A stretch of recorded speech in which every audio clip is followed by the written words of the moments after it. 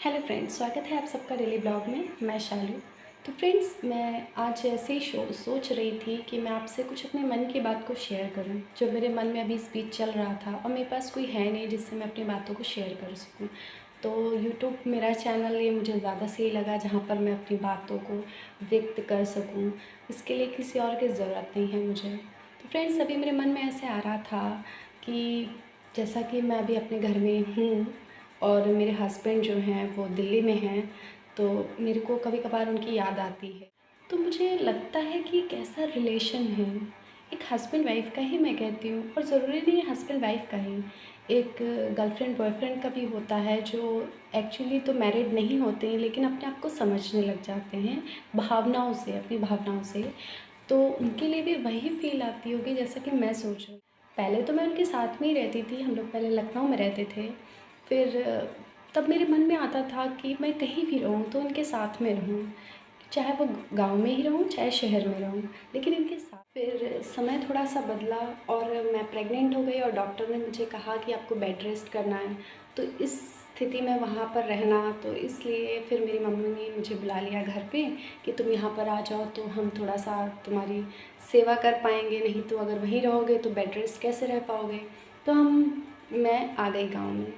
मुझे थोड़ा सा मुश्किल ज़रूर लगा कि मैं कैसे रहूँगी, लेकिन मैंने रह लिया।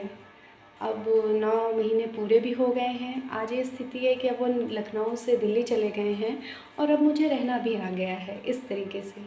पर मैं अभी अगर सोचती हूँ कि उस समय मुझे ऐसा लगता था कि मैं कैसे रहूँगी, लेकिन भगवान वो हर स्थिति को जब ऊपर डालता है तो इंसान को उस तरह रहना आ जाता है। और आज 1 साल से ज़्यादा हो चुका है और मैं रह भी ले रही हूँ, मुझे कोई दिक्कत भी नहीं हो रही है। जबकि मुझे ऐसा लगता है कि दूर रहने में प्रेम और बढ़ता है, ऐसा मैंने एहसास किया है। कभी कभी मैं सोचती हूँ कि बहुत सी पत्नियाँ हैं जिनके पति छुट्टियों में ही घर आते हैं, और मैं भी उनमें से हूँ। और आज वो थोड़े थोड़े पल के लिए आते हैं मेरे पास, हफ्ते 2 हफ्ते 15 दिन 20 दिन, लेकिन मुझे उसमें भी खुशी होती है कि कम से कम आ गए।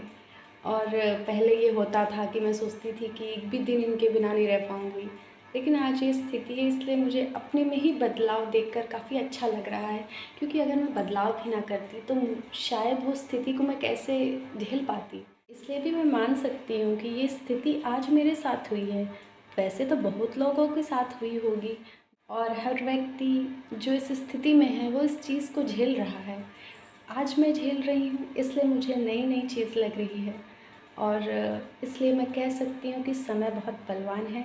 वो व्यक्ति को अपने हिसाब से चलने पे मजबूर कर देता है और व्यक्ति फिर उस हिसाब से चलने भी लग जाता है। और इतने दिनों बाद होने वाली मुलाकात के लिए कोई शब्द नहीं है मेरे पास। और अच्छी बात यह है कि मेरे पति आने भी वाले हैं, क्योंकि दिवाली आने वाली है, तो मुझे बहुत ही बेसब्री से इंतज़ार है। फ्रेंड्स, मेरे मन में जो ये बात थी अपने लिए, वो मैंने आपसे व्यक्त की। तो फ्रेंड्स, अगर आपको अच्छा लगा तो लाइक करें, सब्सक्राइब करें, हमें शेयर करें, बेल आइकन को दबाएं और ज़्यादा से ज़्यादा वीडियोस देखें मेरे। Thank you friends.